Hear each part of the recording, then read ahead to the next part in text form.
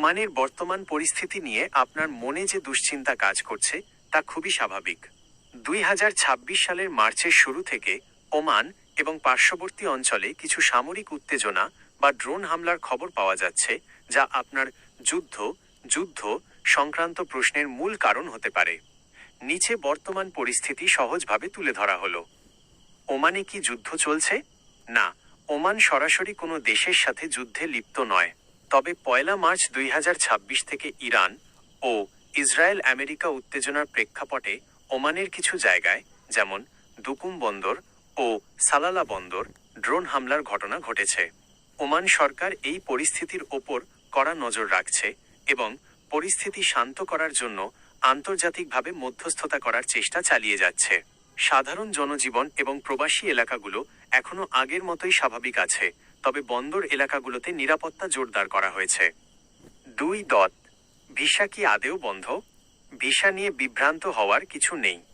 বর্তমান অবস্থা নিম্নরূপ: 10টি ক্যাটাগরিতে ভিসা চালু। পেশাজীবী, ডাক্তার, ইঞ্জিনিয়ার, ফ্যামিলি এবং ভিজিটর ভিসা আগে থেকেই চালু আছে। সাধারণ ওয়ার্ক ভিসা গত 27 জানুয়ারি 2026 তারিখে ওমানের শ্রমমন্ত্রী বাংলাদেশের উপদেষ্টাকে আশ্বাস দিয়েছেন যে আগামী 2 মাসের মধ্যে, মার্চ-এপ্রিলের মধ্যে, সাধারণ কর্মীদের জন্য স্থগিত থাকা ওয়ার্ক ভিসাগুলো আবার চালু হবে। বর্তমান প্রভাব: সাম্প্রতিক উত্তেজনার কারণে ভিসা প্রক্রিয়ায় সামান্য ধীরগতি আসতে পারে, তবে ভিসা পুরোপুরি বন্ধ করে দেওয়ার মতো কোনো সিদ্ধান্ত ওমান সরকার এখন পর্যন্ত নেয়নি। 3. আতঙ্ক নয়, সতর্কতা।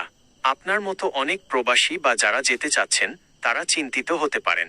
তবে মনে রাখবেন, ওমান একটি শান্তিপ্রিয় রাষ্ট্র এবং তারা সবসময় নিরপেক্ষ থাকার চেষ্টা করে। আকস্মিক ড্রোন হামলার কারণে কিছু এলাকায় সতর্কতা জারি আছে, কিন্তু পুরো দেশে যুদ্ধাবস্থা নেই। পরামর্শ: কোনো দালালের কথায় আতঙ্কিত হয়ে তড়িঘড়ি করে টাকা দেবেন না বা ভুল সিদ্ধান্ত নেবেন না। ওমানি সংবাদ সংস্থা ONA বা বাংলাদেশ দূতাবাসের অফিসিয়াল খবরের ওপর ভরসা রাখুন।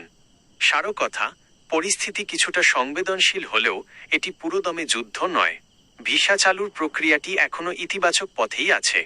আপনি কি ওমানের নির্দিষ্ট কোনো এলাকা, যেমন মাসকাট বা সালালা সম্পর্কে জানতে চাচ্ছেন? অথবা আপনার ভিসা আবেদনের বর্তমান অবস্থা কি? জানালে আমি আরও সুনির্দিষ্ট তথ্য দিতে পারবো।